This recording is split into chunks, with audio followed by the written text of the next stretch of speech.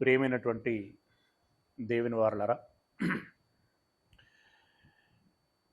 స్త్రీలను గురించి దేవుడు రాయించినటువంటి అనేక మాటలలో నుండి మరికొన్ని మాటలని ఈ దినమున మనము ధ్యానిద్దాం. మీరు రాసుకోవాల్సినటువంటి అంశము పేరేమిటి అనంటే, విని విశ్వసించి విస్తరింపచేసిన స్త్రీలు. విని విశ్వసించి విస్తరింపచేసిన స్త్రీలు. ప్రియులరా, క్రైస్తవ సమాజ నిర్మాణములో స్త్రీలది విశేషమైనటువంటి పాత్ర. ప్రస్తుతం ఉన్నటువంటి క్రైస్తవ సమాజంలో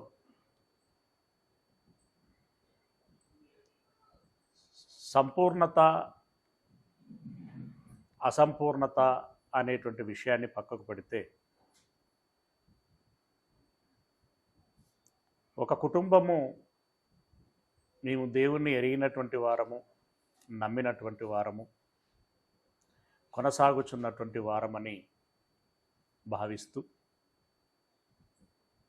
అనేక కూడికలలో పాల్గొంటూ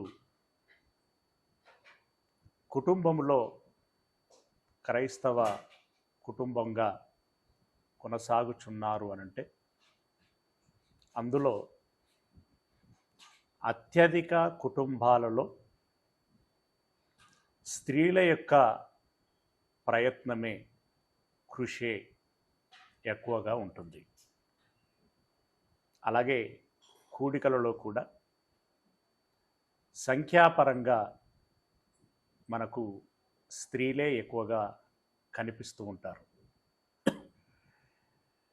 ఇలాంటి స్త్రీలలో కొంతమంది స్త్రీలు దేవునికి, క్రైస్తవ్యానికి వ్యతిరేకంగాను పనిచేశారు అన్నప్పుడు కొంత ఆశ్చర్యంగాను, అవునా అనని కొంత బాధగాను అనిపిస్తూ ఉంటుంది. మొదటగా దేవునికి, క్రీస్తుకు, క్రైస్తవ్యానికి, క్రైస్తవ బోధకులకి వ్యతిరేకంగా పనిచేసినటువంటి స్త్రీలను గురించి మాట్లాడుకొని, ఇక విశ్వసించి విస్తరింప చేయటానికి కృషి చేసినటువంటి స్త్రీల గురించి కొన్ని మాటలు మాట్లాడుకొని ముగించుకుందాం. మొదటగా దేవునికి వ్యతిరేకంగా పనిచేసినటువంటి స్త్రీలలో క్రీస్తుకు ముందు చాలామంది ఉన్నారు. ఈ మాట మీరు టిక్ లెటర్స్లో రాసుకోవాలి. భవిష్యత్తులో మరి ఎప్పుడైనా సందర్భం వచ్చినప్పుడు ఆ చాలామంది ఎవరు, ఏంటి అనేటువంటి విషయాన్ని ప్రస్తావన చేసుకునేటువంటి ప్రయత్నం చేద్దాం. అయితే ఆ చాలామందిలో విశేషమైనటువంటి ప్రాచుర్యము పొందుకున్నటువంటి, అంటే చెడులో ఆ స్త్రీ ఎవరు అనంటే, మీ అందరికీ బహుశా ఎప్పుడు నోటిలో నానుతూ ఉండేటువంటి పేరది యెజబెలు. ఈ యెజబెలు అన్య సంబంధమైనటువంటి కుటుంబములో పుట్టి పెరిగి వాటినే అభ్యాసము చేసి సాధనలో పెట్టి ఇశ్రాయేలీల రాజైనటువంటి అహాబును వివాహం చేసుకున్న తర్వాత భర్త అయినటువంటి అహాబును కూడా ప్రభావితము చేసి ఆమె యొక్క చెప్పు చేతల్లో ఉంచుకున్నది. తిట్టిందా, అరిచిందా, కొట్టిందా, మరే రకంగా బ్లాక్మెయిల్ చేసిందా, కారణము ఏదైనా అయి ఉండొచ్చు. కానీ భర్తను కొంగున కట్టుకున్నది. అలాగని ఆహాబు పిచ్చివాడా, జ్ఞానేంద్రియాలు లేవా, తెలివి లేదా, స్వతంత్రం లేదా, ఆయనకి యెహోవా తెలియదా, ఇశ్రాయేలీల యొక్క పూర్వపరాలేంటో తెలియవా అనంటే అన్నీ తెలుసు.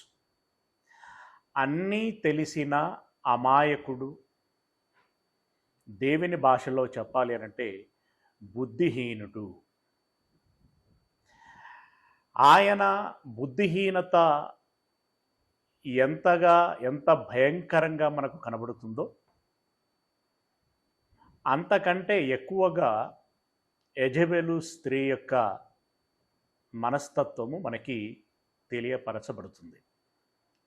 ఒకసారి రాజుల గ్రంథము మొదటిది 21వ అధ్యాయము, రాజుల గ్రంథము మొదటిది 21వ అధ్యాయము 25వ వచనాన్ని చదువుకుందాం. 21వ అధ్యాయము 25వ వచనం. ఈ లైట్ పెట్టలేదు చూడండి.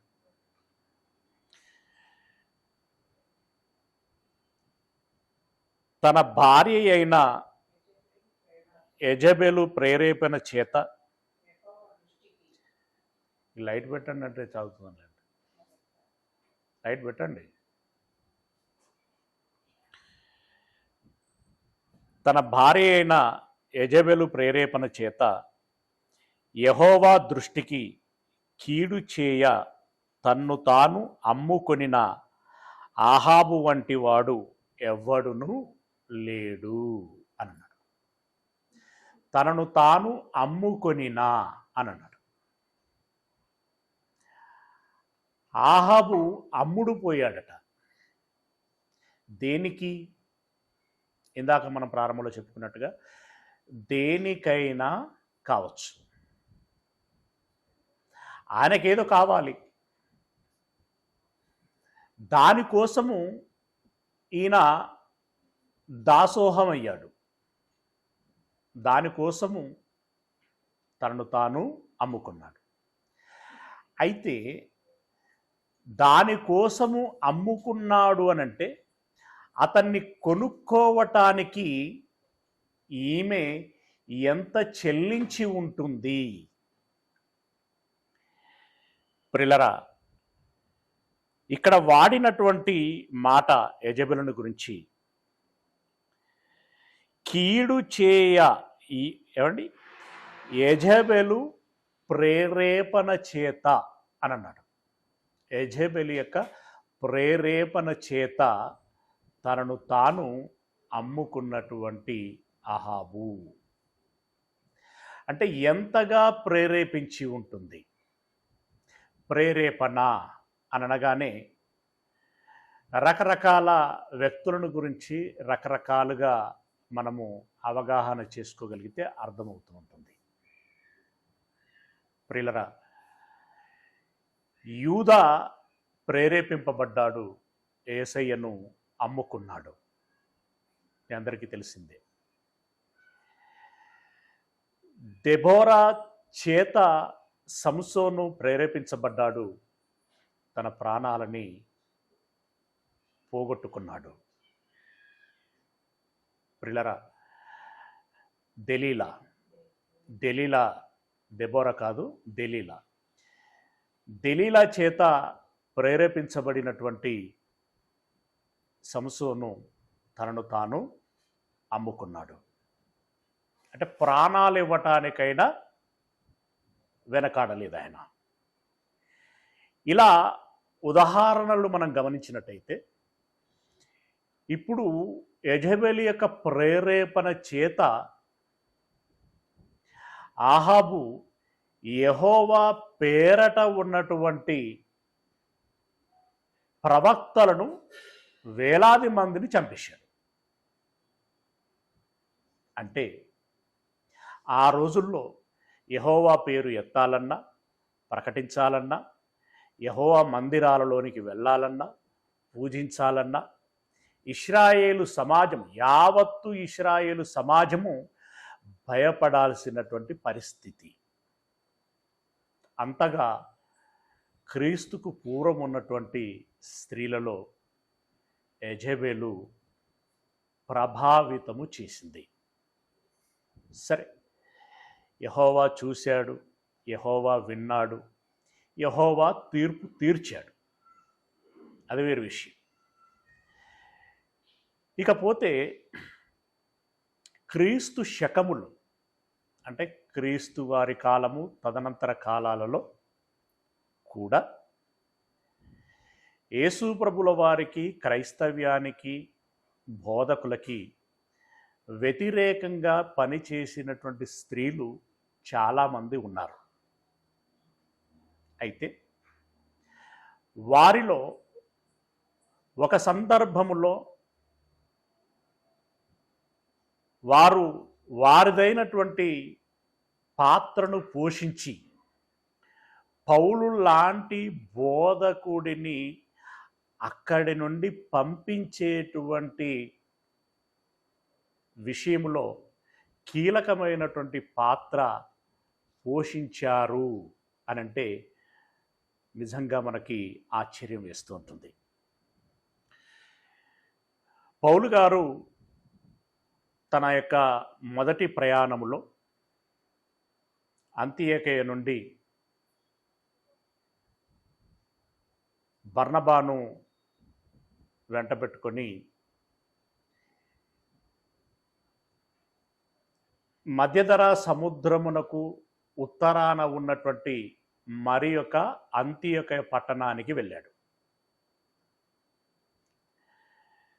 మధ్యధరా సముద్రానికి తూర్పుగా ఒక అంతియొకయ ఉంటుంది, ఉత్తరాన మరొక అంతియొకయ ఉంటుంది. తూర్పున ఉన్న అంతియొకయ నుండి ఉత్తరమున ఉన్నటువంటి అంతియొకయ అనేటువంటి పట్టణానికి వెళ్ళాడు. వెళ్ళి ఒక సుదీర్ఘమైనటువంటి ప్రసంగం చేశాడు. అక్కడ ఇశ్రాయేలీలు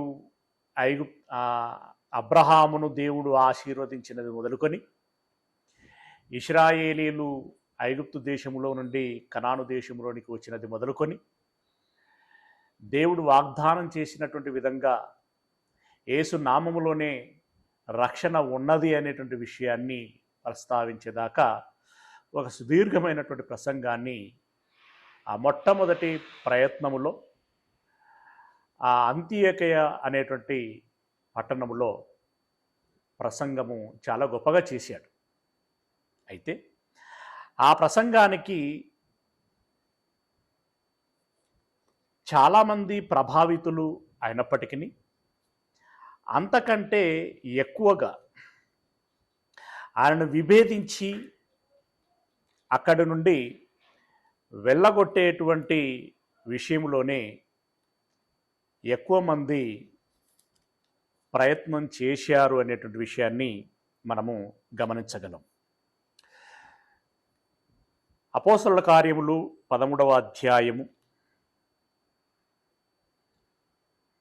ఈ ప్రారంభ వచనములో అంతియొకయలో ఉన్న సంఘములో అని మీకు కనబడుతుంది. ఇంట్రడక్షన్ అది. ఓకే, ఈ సంఘములో బర్నబా, పౌలులు పరిచర్య చేశారు. ఇక ఇదంతా ఒక సుదీర్ఘమైనటువంటి ప్రసంగం. ఇప్పుడు మీరు 47వ వచనంలో నుండి చూడగలిగినట్లయితే అపోస్తలుల కార్యములు 13వ అధ్యాయం 47వ వచనం నుండి, నీవు భూదిగంతముల వరకు రక్షణార్థముగా ఉండునట్లు నిన్ను అన్యజనులకు వెలుగుగా ఉంచి ఉన్నాను అని ప్రభువు మాకు ఆజ్ఞాపించెను అనిరి. అంటే ప్రసంగంలో చివరి మాటలు అవి. ఆ మాటలు విన్నటువంటి అన్యజనులు అంటే అంతియొకయలో యూదులు ఉన్నారు, అధిక సంఖ్యలో అన్యజనులు ఉన్నారు. ఈ మాటలు విన్నటువంటి అంటే అన్యజనులను రక్షించటానికి, వారికి వెలుగునివ్వటానికి యేసయ్య వచ్చాడు అని చెప్పినటువంటి మాటను బట్టి అన్యజనులు బహుగా సంతోషించి ఏం చేశారట అంటే 48వ వచనంలో, అన్యజనులు ఆ మాట విని సంతోషించి దేవుని వాక్యమును మహిమపరిచిరి, మరియు నిత్య జీవమునకు నిర్ణయింపబడిన వారందరూ విశ్వసించిరి. అంటే అన్యజనులలో చాలామంది విన్నారు, ఓహో మా గురించి కూడా దేవునికి సంకల్పము ఉన్నదా, మా గురించి యేసుప్రభుల వారు ఈ లోకములోనికి వచ్చి శిలువలో మరణించారా అని వాళ్ళు సంతోషించి విశ్వసించటము జరిగింది. అప్పుడు యూదులు మా ప్రవక్తలు చెప్పినటువంటి ప్రవచనాలను అనుసరించే ఈ కార్యం జరుగుతున్నది అని వారు సంతోషించాలి. కానీ అత్యధికులు ఇలా విశ్వసించారు అని అన్నప్పుడు బాధపడ్డారు, ఈర్ష్యపడ్డారు, ద్వేషం పెంచుకున్నారు. అయితే ఈ సందర్భంలో యూదులైన, అన్యజనులలోని కొందరు గిట్టని వారైనా వారు ఏం చేశారు అనంటే జాగ్రత్తగా మీరు గమనించండి. ఎక్కడైనా వివాదాలు, తిట్టుకోవటాలు, కొట్టుకోవటాలు, ఇలా పంచాయతీలు జరుగుతున్నాయి అనుకోండి, చాలామంది స్త్రీలను ఎగదోస్తూ ఉంటారు. స్త్రీలైతే పురుషులు కొంచెం వెనకడుగు వేస్తారని, వాళ్ళను ముట్టుకోరని, ముట్టుకుంటే చట్ట ప్రకారంగా చాలా ప్రభావాలు ఉంటాయని, ఇలా రకరకాలైనటువంటి కారణాలు ఏవైనప్పటికీ. ఇక్కడ విచిత్రమైనటువంటి విషయం ఏంటంటే, ఎప్పుడైతే అన్యజనులు విశ్వసించారో 49వ వచనంలో, ప్రభు వాక్యము ఆ ప్రదేశమందంతటా వ్యాపించెను, కానీ యూదులు భక్తి మర్యాదలు గల స్త్రీలను, ఎలాంటి స్త్రీలట అండి? భక్తి మర్యాదలు కలిగినటువంటి స్త్రీలు. అంటే వీరిని మనం ఎలా అర్థం చేసుకోవాలి అని అంటే, వీళ్ళ భక్తి మంచిదే, నిజాయితీ భక్తి, వారు నిష్ట కలిగినటువంటి వారే. అంటే పౌలు గారు సౌలుగా ఉన్నప్పుడు, క్రీస్తులోనికి రాకముందు పౌలు గారి యొక్క భక్తి ఎంత నిజాయితీ కలిగిందో వీళ్ళది కూడా అంతే నిజాయితీ కలిగినటువంటి భక్తి. అయితే పౌలు గారు సౌలుగా ఉన్నప్పుడు యేసుక్రీస్తును ఎరగని వాడుగా, అంగీకరించినటువంటి వాడుగా, యెహోవా యొక్క భక్తుడుగా ఉండినటువంటి ఆయన యేసుక్రీస్తు శిష్యులని, యేసుక్రీస్తును విశ్వసించినటువంటి పురుషులని, స్త్రీలని సహితము హింసించటానికి, చంపడానికి తెగించినటువంటి వాడు. ఆయనకున్నటువంటి జ్ఞానం మేరకి, ఆయనకున్నటువంటి విశ్వాసం మేరకి ఆయన చేసిన పని. అలాగుననే ఇక్కడ ఈ స్త్రీలు దేవుని యందు మంచి భక్తి కలిగినటువంటి వారు, మంచి మర్యాద కలిగినటువంటి వారు, యెహోవా ప్రజలు అన్నప్పుడు ప్రేమించగలిగేటువంటి వారు. అయితే వారి మంచితనాన్ని, వారి బలహీనతని అవకాశంగా చేసుకొని ఇప్పుడు ఈ యూదులు, ఈ పెద్దలు ఏం చేశారు అనంటే, క్రీస్తుని గురించి బోధిస్తున్నటువంటి బోధకులను గురించి, క్రైస్తవ్యాన్ని గురించి చెడుగా వారికి నూరిపోసి ఈ బోధకుల మీదికి ఎగదోయటం జరిగింది. పాపం అమాయకులైనటువంటి ఆ స్త్రీలు, అమాయకులు అని ఎందుకు అంటున్నాను అంటే, వీరు ఎగదోయటం మూలంగా గుడ్డిగా నమ్మి వారు చేయమన్నట్లుగా చేశారు. నిజంగా వారు చెబుతున్నది సత్యమా, వీరు చెప్తున్నది సత్యమా అని పరిశీలించి తెలుసుకోగలిగే అంత పరిజ్ఞానము వారికి లేదు. ఆ ప్రయత్నం వారు బహుశా చేయలేదేమో. ఇక యూదా మత పెద్దలు అన్నప్పుడు వారి ప్రభావము ఉంటుంది, వారికి మర్యాద ఇవ్వటం అనేటువంటి ఒక ఆనవాయితీ ఉంటుంది.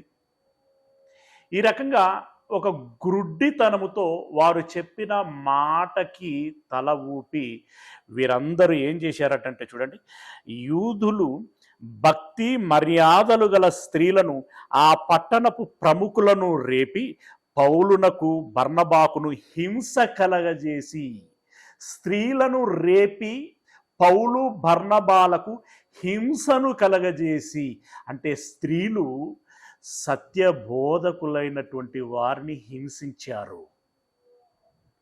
అందులో వారిదైనటువంటి పాత్రని పోషించారు.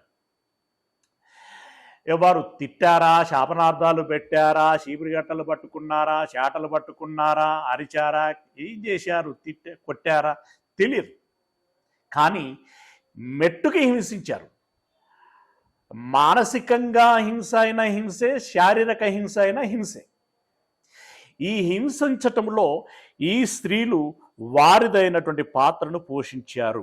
మర్యాదలు గల స్త్రీలను, ఆ పట్టణపు ప్రముఖులను రేపి పౌలుకును బర్నబాకును హింస కలగజేసి వారిని తమ ప్రాంతముల నుండి వెళ్ళగొట్టిరి. ఇప్పుడు పౌలు బర్నబాలను వెళ్ళగొట్టారు అంటే దాని అర్థం ఏంటండి? లోతుగా మనం ఆలోచించగలిగితే,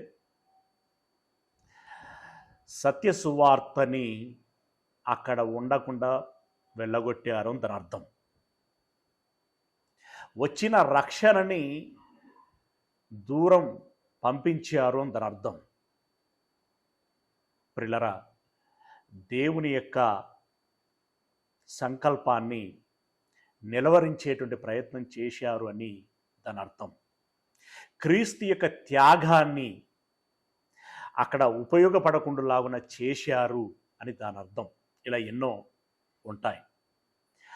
అలాంటి ఒక విశ్వాసము, ఒక రక్షణ, ఒక నిత్య జీవము వారికి అక్కడ ఉన్నటువంటి అంత్యొకయలో ఉన్నటువంటి పట్టణస్థులకి దక్కకుండులాగున వీరిదైనటువంటి ప్రయత్నము చేశారు.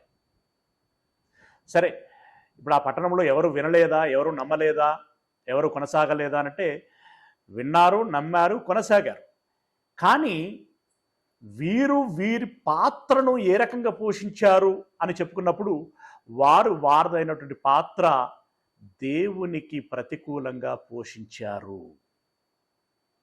మరి ఇలాంటి వారి విషయమై దేవుడు ఎలాంటి తీర్పు తీరుస్తాడు అనంటే, ఇలా మొదటి ప్రయాణం, రెండవ ప్రయాణం, మూడవ ప్రయాణాలు ఇలా చేస్తున్నటువంటి తరుణంలో ఏ ఏ ప్రాంతములకు వెళ్ళి ఎక్కడెక్కడనైతే సంఘాలను ఏర్పాటు చేశాడో ఆ సంఘములకు ఉత్తరాలు వ్రాయటం అనేటువంటిది జరిగింది. పౌలు గారు ఆ ఉత్తరాలు రాస్తున్నటువంటి క్రమంలో తనకు ఆయా పట్టణాలలో ఎదురైనటువంటి అనుభవాలను ఉద్దేశించి ఒకానొక దగ్గర ఈలాగున మాట్లాడుచున్నాడు. ఏమని అనంటే, తెస్సలోనీయులకు రాసినటువంటి మొదటి పత్రిక, తెస్సలోనీయులకు రాసినటువంటి మొదటి పత్రిక 2వ అధ్యాయము, తెస్సలోనీయులకు రాసినటువంటి 2వ పత్రిక, మొదటి పత్రిక 2వ అధ్యాయము 15-16 వచనాలను మనం చూడగలిగినట్లయితే, ఆ యూదులు తమ పాపములను ఎల్లప్పుడూ సంపూర్తి చేయుటకై, ఆ యూదులు అన్నప్పుడు ఇందాక మనం ప్రస్తావించుకున్నటువంటి అంత్యొకయలో యూదులు భక్తి మర్యాదలు కలిగినటువంటి స్త్రీలను, మరికొంతమంది పురుషులను ప్రేరేపించి పౌలు బర్నబాల మీదకి పంపించి వారిని అక్కడి నుండి వెళ్ళగొట్టారు. ఓకే, అలాంటి వారిని ఉద్దేశించి ఇప్పుడు యూదులు అన్నప్పుడు కేవలం పురుషులే రారు, ఇక్కడ స్త్రీలు కూడా వస్తారు. ప్రభు అయిన యేసును, ప్రవక్తలను చంపి మమ్మును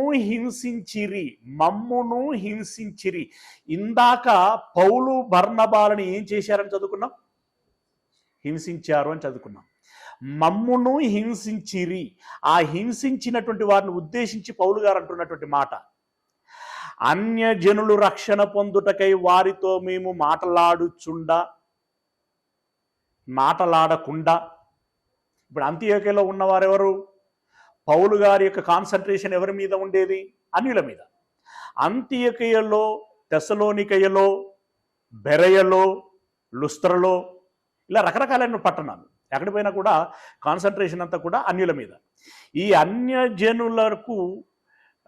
అన్యజనులు రక్షణ పొందుటకై వారితో మేము మాట్లాడకుండా మమ్మును ఆటంకపరుచుచు దేవునికి ఇష్టలు కానివారును మనుషులందరికీ విరోధులునై ఉన్నారు. ఈ తెగను గురించి, ఈ వర్గాన్ని గురించి పౌలు గారు అంటున్నటువంటి మాట ఏంటంటే, దేవునికి ఇష్టలు కానివారు అంటే అహిష్టులు. ఓకే. రెండవ మాట, మనుషులందరికీ విరోధులు. ఎందుకు విరోధులు అనంటే, వారి భవిష్యత్తుకు మేలు కలగకుండా వీరు అడ్డుపడ్డారు. రేపొద్దున వారు శిక్షలోనికి వెళ్ళినప్పుడు, ఈ ప్రస్తావనలన్నీ వచ్చినప్పుడు, వీరే కదా సత్యవాక్యము మా చెవున పడకుండా చేశారు, వీరే కదా సత్యమును మేము నమ్మకుండాలాగున చేశారు అని వారు అనుకునేటువంటి పరిస్థితి వస్తుంది. ఓకే. అలాగే వర్తమాన కాలంలో కూడా విన్నవారు, నచ్చినవారు, నమ్మినవారు ఇంకా వినాలనేటువంటి ఆసక్తి కలిగి ఉంటుండగా చెప్పేటువంటి వారిని హింసించి అక్కడి నుండి పంపించేస్తున్నప్పుడు వాళ్ళందరూ కూడా బాధపడతారు. అలాంటి వాళ్ళందరికీ వీరు విరోధులై ఉన్నారు. అయితే వీళ్ళందరి మీదకి దేవుని ఉగ్రత తుదముట్ట వారి మీదికి వచ్చెను.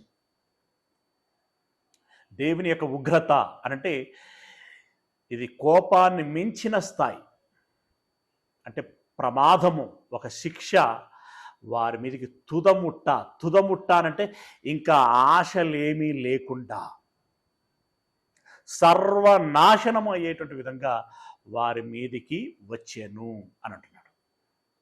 పిల్లరా, మనం ఎప్పుడు కూడా ఈ నెగిటివ్ రోల్లో పురుషుల యొక్క పాత్రనే మనం ఎక్కువగా చూస్తూ ఉంటాం. అయితే స్త్రీలు కూడా ఉన్నారు అనేటువంటి మాట కాస్త మనకి నొప్పి కలిగిస్తూ ఉంటుంది, అంటే కొంచెం బాధ కలుగుతూ ఉంటుంది. ఓకే. ఇది నెగిటివ్గా పనిచేసినటువంటి వారిని గురించి చెప్పినటువంటి మాట. యాక్చువల్గా మనం చెప్పదలుచుకున్నటువంటి మాట విని విశ్వసించి విస్తరింపచేసినటువంటి వారిని గురించి. అయితే నేను ఇప్పుడు ఇందాక ఈ మాటలు ఎందుకు చెప్పాను అనంటే, ఓకే, మనిషిని ప్రోత్సహించేటువంటి విధంగా మంచిని గురించే, మంచి ఎవరు చేశారో, మంచి ఎవరు మాట్లాడారో, మంచి ఎక్కడ జరిగిందో, దీవెనలు ఎక్కడ ఉన్నాయో, ఆశీర్వాదాలు ఎక్కడ ఉన్నాయో, సంతోషం ఎక్కడుందో, సమాధానం ఎక్కడుందో అది చెప్పుకుంటే మనకు కొంచెం బూస్టింగ్గా ఉన్నట్టుగా అనిపిస్తూ ఉంటుంది. మంచిదే. కానీ ఎంతసేపు ఈ వేలోనే మాట్లాడుకుంటే మనకు మనమే మేకప్ చేసుకున్నట్టుగా ఉంటుంది. అప్పుడప్పుడు ఈ నెగటివ్ రోల్స్ను కూడా మనం గమనిస్తే అలాంటి సిమ్టమ్స్ మనలో ఏమైనా ఉంటున్నాయా అని మనం గమనించుకోవటానికి అవకాశం ఉంటుంది. క్రీస్తు సేవకు నేను అనుకూలంగా ఉన్నానా, ప్రతికూలంగా ఉన్నానా, సంపూర్ణంగా ఉన్నానా, సగం సగం ఉన్నానా, ఇత్యాది విషయాలని తెలుసుకోవటానికి అవకాశం ఉంటుంది అని చెప్పి ఇలాంటి సంగతులను మనం ఆలోచించాల్సి ఉంటుంది. అయితే మీరు నన్ను కూడా అపార్థం చేసుకోకూడదని, అన్న ఎప్పుడు చెప్పినా ఇలాంటి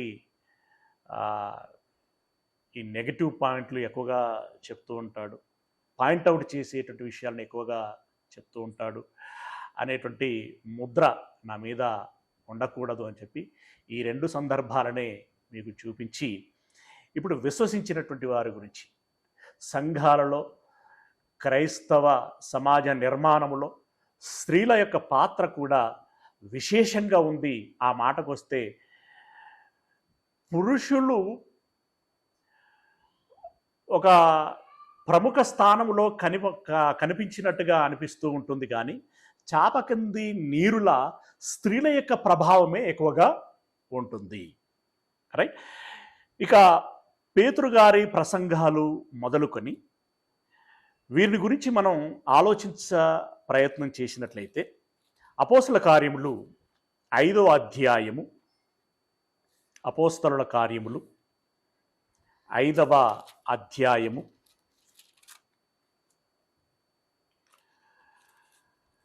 14వ వచనము. అపోస్తల కార్యములు 5వ అధ్యాయము 14వ వచనమును మనం చూడగలిగినట్లయితే, ప్రజలు వారిని గణపరుచుచుండిరి. అంటే పౌలు గారు పేతురు గారు ప్రసంగం చేస్తున్నటువంటి సమయంలో పురుషులను స్త్రీలను అనేకులు మరి ఎక్కువగా విశ్వాసులై ప్రభు పక్షమున చేర్చబడిరి. పురుషులను అని వదిలిపెట్టలే, స్త్రీలు కూడా, అంటే స్త్రీల యొక్క పాత్ర కూడా విశేషంగా ఉంది అనేది ఇక్కడ మనం గమనించవచ్చు. ఇక మరొక వచనంలోనికి మనం వెళ్ళినట్టయితే అపోస్తల కార్యములు 17వ అధ్యాయము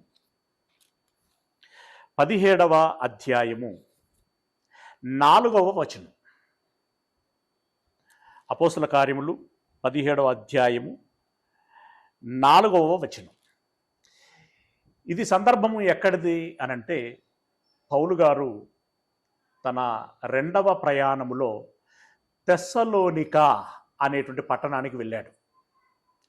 ఆ పట్టణములో బోధించినప్పుడు 4వ వచనం, 3 విశ్రాంతి దినములు బోధించిన పిమ్మట వారిలో, 4వ వచనం అండి, వారిలో కొందరును భక్తిపరులకు గ్రీసు దేశస్థులలో చాలా మందియు, ఏమన్నాడు? భక్తిపరులకు గ్రీసు దేశస్థులలో చాలా మందియు, కామ పెట్టి, ఘనత గల స్త్రీలలో అనేకులును అని అన్నాడు. ఏ స్త్రీలట? ఘనత గల, అంటే అప్పటికే పేరు ప్రఖ్యాతలు కలిగినటువంటి స్త్రీలు. వారు ఏం పాత్రలు పోషించారో తెలియదు, కానీ అప్పటికే పేరెన్నికగన్నటువంటి స్త్రీలు, సమాజములో వారిదంటూ స్థానాన్ని సంపాదించుకున్నటువంటి స్త్రీలు సహితం పేరు ప్రఖ్యాతలు కలిగినటువంటి స్త్రీలలో అనేకులను ఒప్పుకొని పౌలుతోనూ శీలతోనూ కలుసుకొనిరి. అంటే పౌలు శీలలకు 2వ ప్రయాణంలో పౌలు శీలలు ఉన్నారు. వారితో కలుసుకొని చెయ్యి కలిపి పరిచర్యకి వారు ఊతమిచ్చారు. ఏమండి? అలాగే ఇదే అధ్యాయములో మరొక వచనాన్ని మనం చూడగలిగినట్లయితే 12వ వచనం. అపోస్తల కార్యములు 17వ అధ్యాయము 12వ వచనం. అందుచేత వారిలో,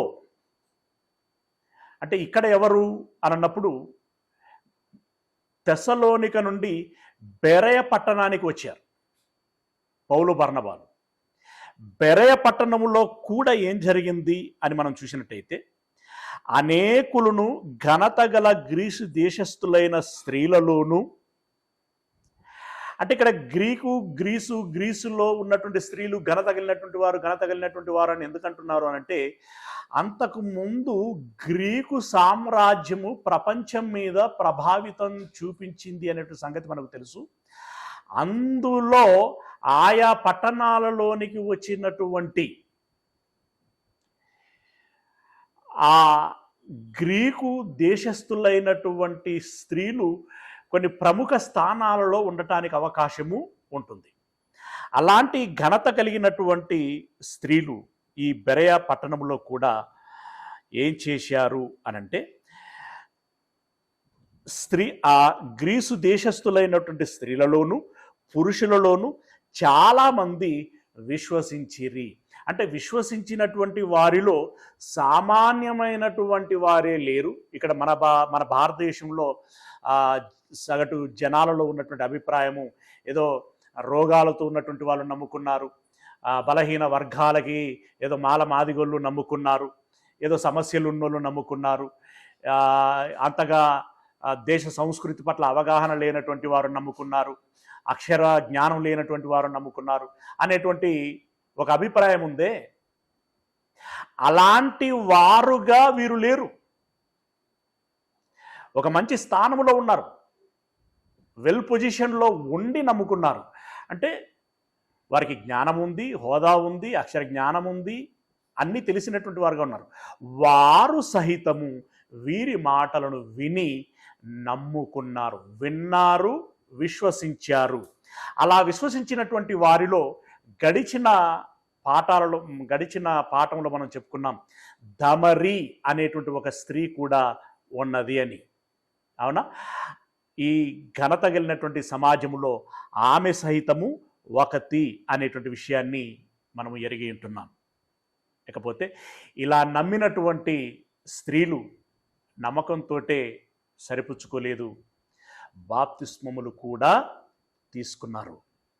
ఓకే, స్త్రీలు ఫిలిప్పు యొక్క బోధ విన్నటువంటి స్త్రీలలో అనేకులు బాప్తిస్మము తీసుకొని అని ఉంటుంది అపొస్తలుల కార్యం 8వ అధ్యాయం 12వ వచనంలో.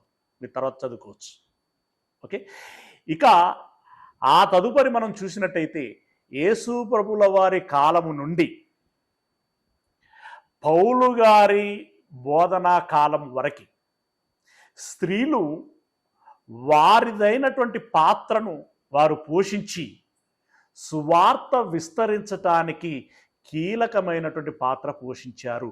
అందులో ఒక ప్రిస్కిల్లా ఉన్నది అనేటువంటి సంగతి మనకు తెలుసు, అందులో ఒక లూదియా ఉన్నది అనేటువంటి సంగతి మనకు తెలుసు, మగ్దలేన మరియ ఉంది, మరొక మరియ ఉంది, క్రీస్తు తల్లి అయినటువంటి మరియ ఉంది, అంటే మార్త ఉంది, ఆమె చెల్లి అయినటువంటి మరియ ఉంది. ఇలా ఎంతోమంది ఉన్నారు. వారిదైనటువంటి సొమ్మును ఖర్చు పెట్టి క్రీస్తుతో పాటు ఉన్నటువంటి శిష్యులకి కావలసినటువంటి భత్యమును వాళ్ళు సిద్ధం చేశారట. ఏమండి, ఇక పౌలు గారి కాలంలో పరిచర్య చేసినటువంటి స్త్రీలు చాలామంది ఉన్నారు. అందులో కొందరు స్త్రీల గురించి ప్రస్తావన చేశాడు. ఇది మనందరికీ తెలిసినటువంటి విషయమే. అదొకసారి గమనించి ముగించుకుందాం. ఫిలిప్పీలో రాసినటువంటి పత్రిక